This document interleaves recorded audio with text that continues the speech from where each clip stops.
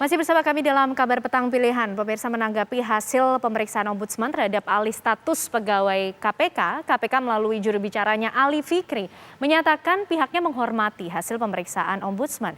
KPK telah menerima salinan dokumen dari Ombudsman, namun belum akan mengambil tindakan karena masih menunggu putusan dari Mahkamah Agung dan Mahkamah Konstitusi terkait dengan uji materi Perkom KPK nomor 1 tahun 2021 yang juga mengatur soal alih status pegawai KPK. KPK menghormati hasil pemeriksaan dari Ombudsman terhadap prosedur dan proses pengalihan status pegawai KPK menjadi ASN yang telah disampaikan kepada publik hari ini.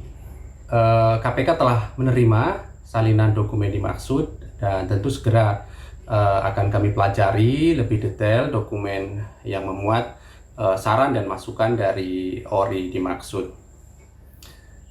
Perlu kami sampaikan bahwa saat ini KPK juga masih menunggu putusan dari baik itu Mahkamah Agung terkait dengan uji materi, terkait dengan Perkom nomor 1 tahun 2021, serta juga gugatan di Mahkamah Konstitusi.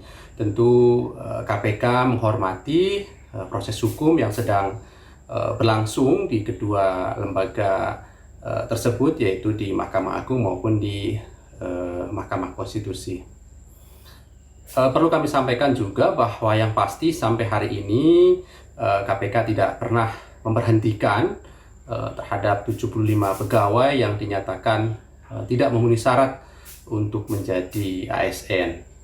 Saat ini kami masih fokus pada proses pendidikan bela negara terhadap 18 pegawai KPK yang rencananya nanti tanggal 22 Juli akan dibuka kegiatan dimaksud. Terkait dari rekomendasi Ombudsman, selanjutnya tentu KPK sebagai lembaga negara yang taat hukum, kami akan menghormati setiap putusan hukum dan KPK akan memberitahukan kepada publik lebih lanjut terkait dengan hal ini. Ya, terkait dengan temuan Ombudsman Republik Indonesia, KPK nanti masih akan melihat, menunggu juga keputusan dari MA maupun juga MK. Tapi Bang Robert, masyarakat juga ingin tahu sebenarnya selama ini proses pemeriksaan yang dilakukan oleh Ombudsman Republik Indonesia sehingga ditemukan adanya maladministrasi dalam TWK KPK ini seperti apa sih? Buktinya apa saja Bang Robert? Siapa kemudian yang sudah diperiksa atau mungkin dimintai keterangan sehingga ada temuan ini? Ya, bahkan tentu dalam setiap pemeriksaan ya pasti identifikasi para pihak itu jelas ya. Ada pihak lapor, ada pihak terlapor, ada para pihak terkait ya, dan bahkan kemudian kami juga meminta keterangan ahli. Pihak pelapor ini adalah tentu Ombudsman tidak akan masuk ke proses ini kalau tidak ada laporan atau pengaduan. Masuk laporan atau pengaduan dari 70 pegawai KPK yang kemudian mengkuasakan kepada sejumlah pihak, individu maupun lembaga sebagai kuasa hukum mereka yang bernama tim advokasi selamatkan KPK gitu ya. Sudah ke Ombudsman sekitar 2 bulanan yang lalu. Dan kemudian atas laporan itu kami melihat legal standing mereka dan kemudian juga lihat kewenangan Ombudsman ketika kemudian keduanya itu tepat gitu, maka kemudian kami melanjutkan proses pemeriksaan. Proses pemeriksaan di Ombudsman itu selalu standar adalah tentu kami akan memeriksa semua dokumen A sampai Z semua dokumen dari pihak pelapor, terlapor, pihak terkait dan sebagainya kita baca semua. Bahkan saya baca kurang lebih ribuan halaman dokumen yang diberikan. Kemudian setelah mendalami dokumen dan berbagai peraturan perundang-undangan, jadi memang ini pekerjaan raksasa 2 bulan ini, bukan pekerjaan yang bisa selesai dalam hitungan menit atau jam ya. Kemudian kita memanggil, ini memang bahasa undang-undang, memanggil para pihak gitu ya. Antara lain adalah pihak terlapor. Pihak terlapor ini kita melakukan pemeriksaan kepada KPK. Pimpinan KPK datang, Sekjen KPK datang, Kepala Biro Hukum KPK datang gitu, dan kemudian kepada BKN. BKN juga datang dan bahkan datanya bukan hanya sekali, lebih gitu ya. Kemudian Kementerian PAN juga kita panggil. Kemudian juga Kementerian Hukum dan HAM karena terkait proses penyusunan Perkom tadi gitu ya. Dan kemudian asesor ini adalah mereka yang kemudian oleh BKN dimintakan jasanya untuk melakukan assessment, antara lain adalah dari BNPT. Jadi banyak pihak yang kemudian kita lakukan permintaan keterangan, klarifikasi dan sebagainya.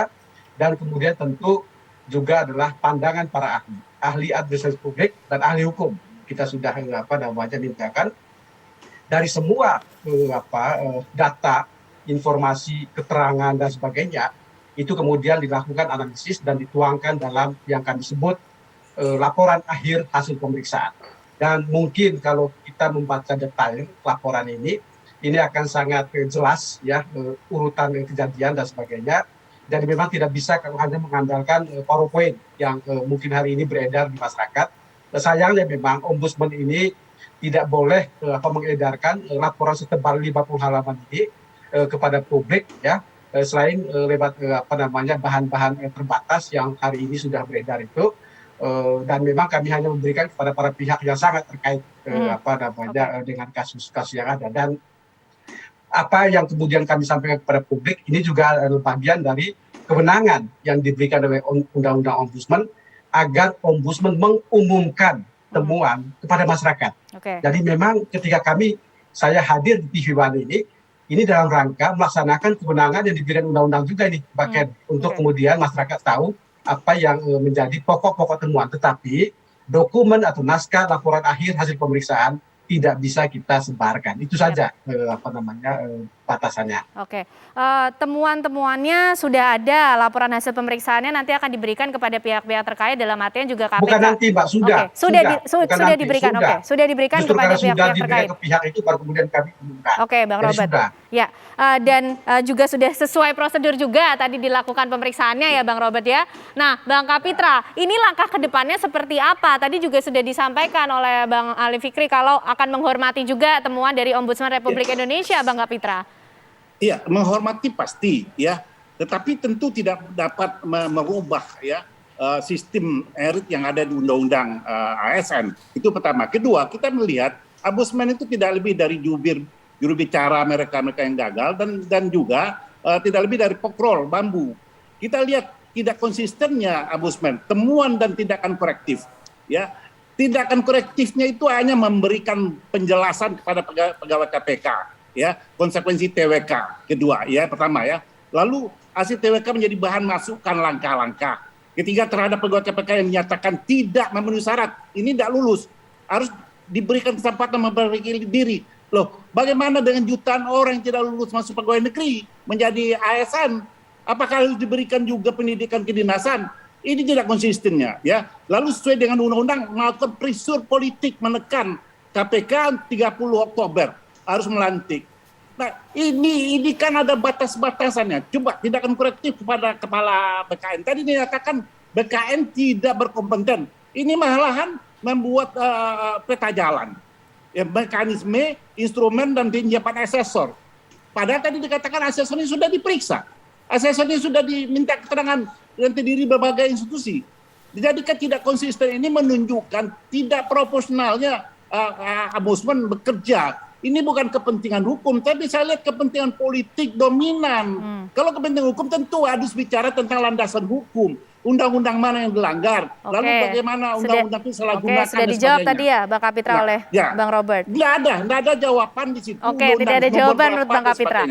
Kedua begini, semua orang pasti menghargai institusi negara, lembaga negara ya. Tetapi sejauh tidak memberikan saran atau kontribusi yang distraktif. Kalau presiden disarankan untuk melanggar undang-undang, ini kan distraktif gitu ya. Saran ini distraktif dan saran ini sudah beredar di masyarakat.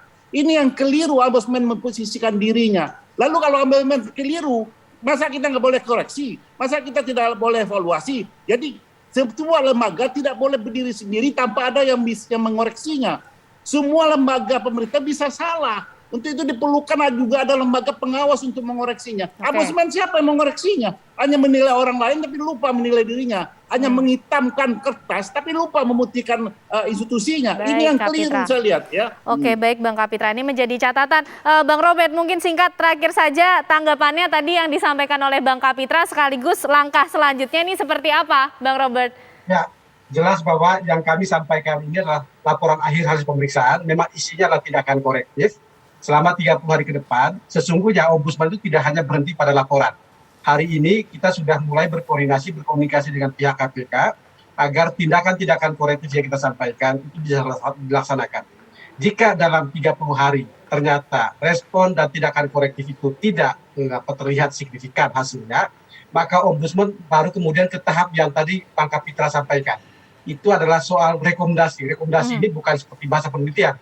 Ini putusan Ombudsman yang kemudian dalam 60 hari wajib dilaksanakan oleh para pihak, terutama para pihak terlapor yang kita sampaikan. Dalam proses itu, tentu hubungan antar lembaga negara itu kita jaga. Komunikasi, koordinasi, berbagai kerjasama dan sebagainya, agar kemudian tindakan-tindakan korektif maupun nanti kalau memang terjadi rekomendasi kita sampaikan itu dijalankan, itu kemudian kita lakukan sejak kemudian laporan ini kita sampaikan kepada KPK.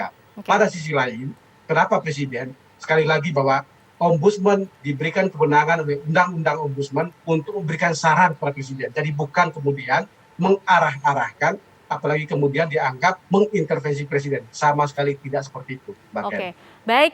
Terima kasih Bang Robertus Naendi Jaweng, anggota Ombudsman Republik Indonesia, Bang Kapitra Ampera, politisi PDIP, sudah bergabung berdiskusi pada petang hari ini. Tentunya kita tunggu nanti hasilnya seperti apa, baik dari KPK, BKN, ataupun juga sampai Presiden. Terima kasih abang-abang semuanya sudah bergabung bersama kami di Kabar Petang Pilihan. Sehat selalu.